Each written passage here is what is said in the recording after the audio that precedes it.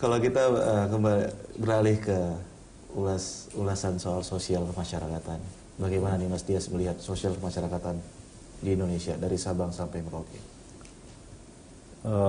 Kalau saya 2 tahun ini mendampingi Pak Jokowi ke daerah-daerah, memang masih melihat ada gap. Ya, pasti itu tidak mungkin lah kita pungkiri.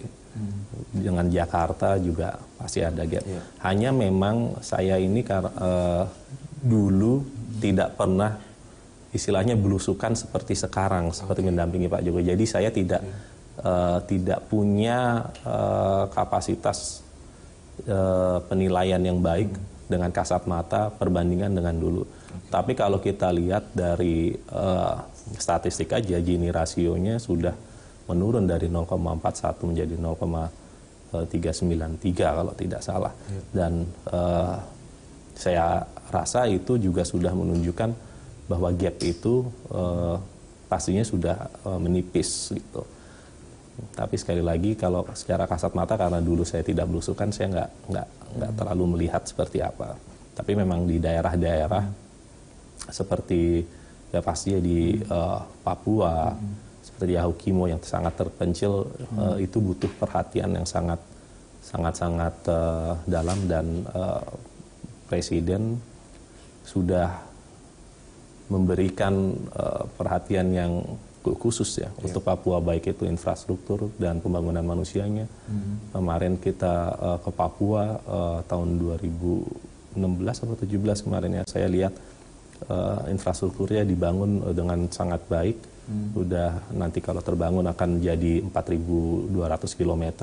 Kita ke sana ke Wamena Mumugu, 284 km jalan tol yang sedang dibangun, yang waktu itu Pak Jokowi naik motor. Di situ saya memang melihat bahwa yang dilakukan oleh Pak Jokowi saat ini memang sudah sangat tepat, bahwa daerah tidak akan bisa maju, kesenjangan sosial tidak akan bisa maju, ketimpangan barat dan timur tidak akan bisa maju kalau kita tidak punya infrastruktur yang baik. Dan di sana seksi itu ya, tol itu di Wamena itu daerahnya sangat bagus ya, sangat indah. Ada dan itu udara hanya 16 atau 17 derajat sejuk lah. Jadi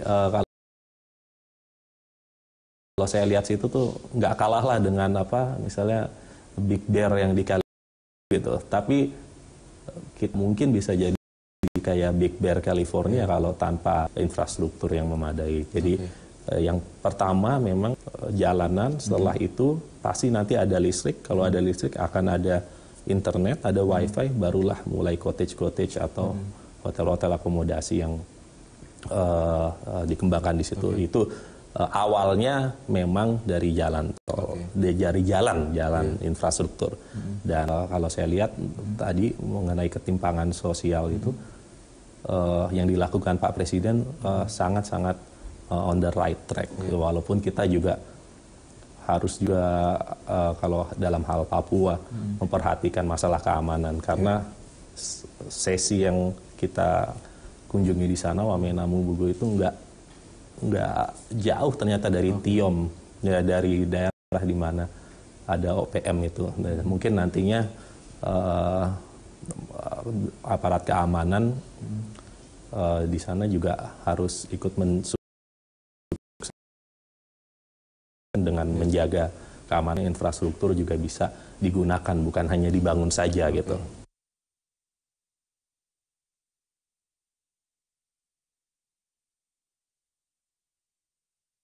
Tadi Mas Dias juga tidak memungkiri sejauh ini juga masih ada gap ataupun perbedaan yang menimbulkan kecemburuan sosial antar daerah. Kan? Lalu apa sih sebenarnya yang berbahaya dari kecemburuan sosial tersebut terhadap dampak kestabilan kita? Ya pastinya kalau ada perbedaan, kamu makan apa, saya makan apa, saya beli harga ini harga apa, beli produk ini harga berapa, saya beli berapa. Kalau berbeda, pastinya ntar akan terjadi sesuatu lah. Tapi semoga saja dengan dijaganya kestabilan harga dan ketimpangan barat timur seperti yang pemerintah saat ini lakukan, saya rasa hal-hal seperti itu bisa di manage dengan baik ya. Jadi selain tadi untuk membangun sisi timurnya dengan infrastruktur, harga-harga bahan pokok pun juga sudah diturunkan. Jadi harga-harga selain itu kayak semen gitu kan, semen dulu yang mungkin di puncak bisa sampai 1, sekian juta. Sekarang terakhir beberapa bulan lalu saya lihat sudah 500.000. Ya, itu karena Pak Presiden memaksa 5 BUMN dengan TNI AU untuk memastikan bahwa semen ini dijual per saknya dengan harga yang jauh lebih murah.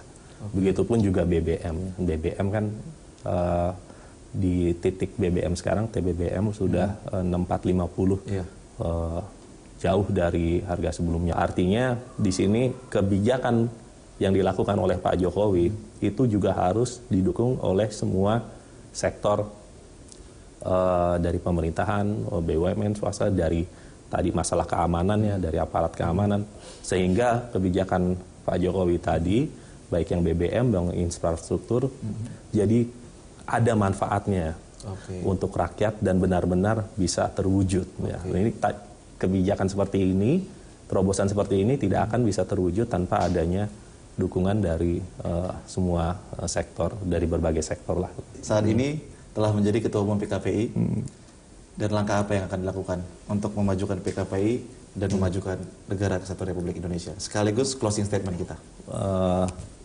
Kalau dalam memajukan PKPI, waktu saya dipilih menjadi Ketua Umum PKPI, saya itu mempelajari basis suara PKPI.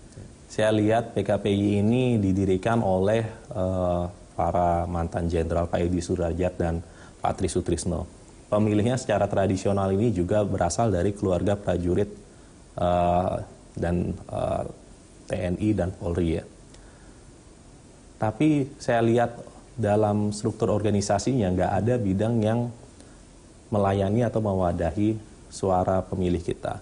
Jadi waktu kita mereorganisasi ini, saya buat satu bidang baru, namanya bidang kesejahteraan prajurit dan veteran.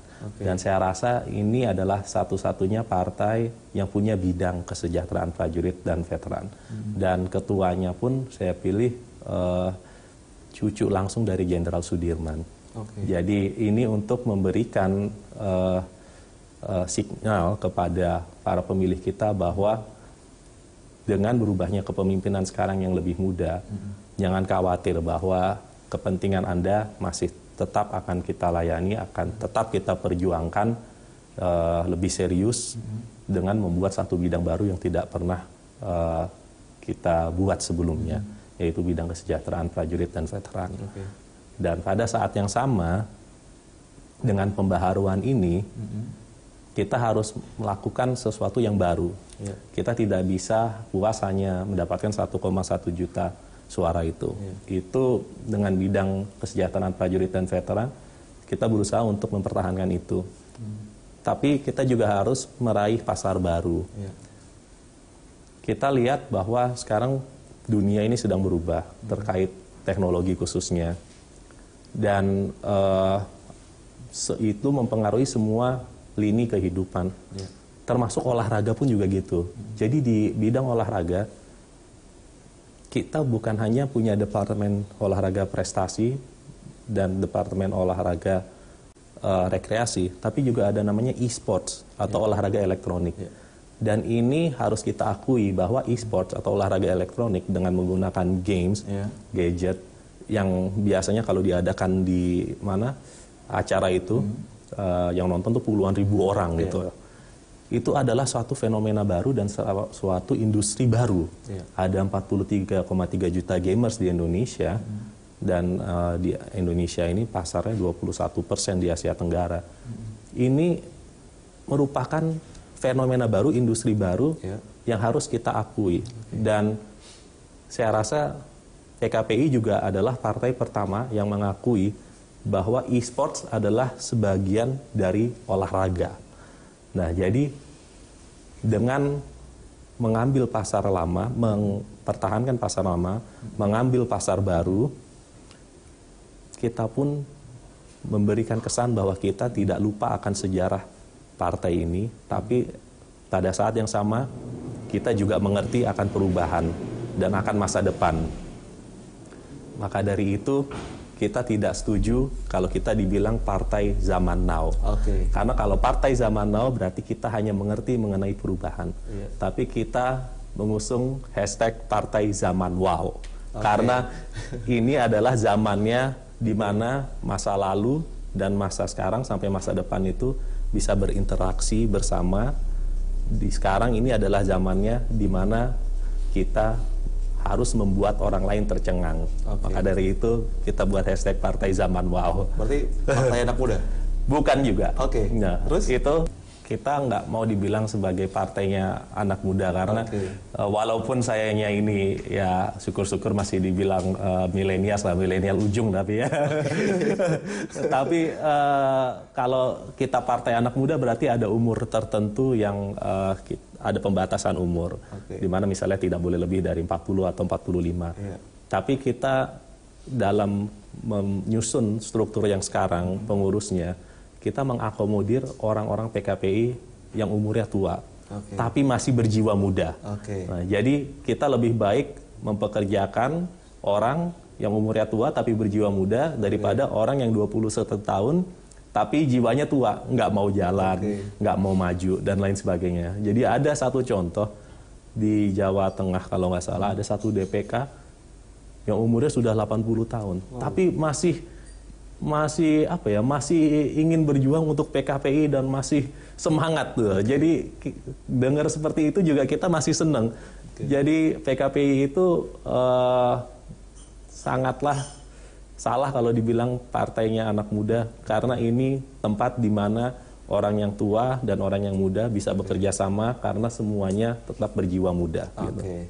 Baik, terima kasih banyak Mas Dias Hendro Priyono. Terima kasih. Yang kesimpulan dapat kita ambil adalah bahwa di masa kepemimpinan Mas Dias Hendro Priyono, PKPI merupakan partai zaman wow dan juga partai yang berjiwa muda. Betul.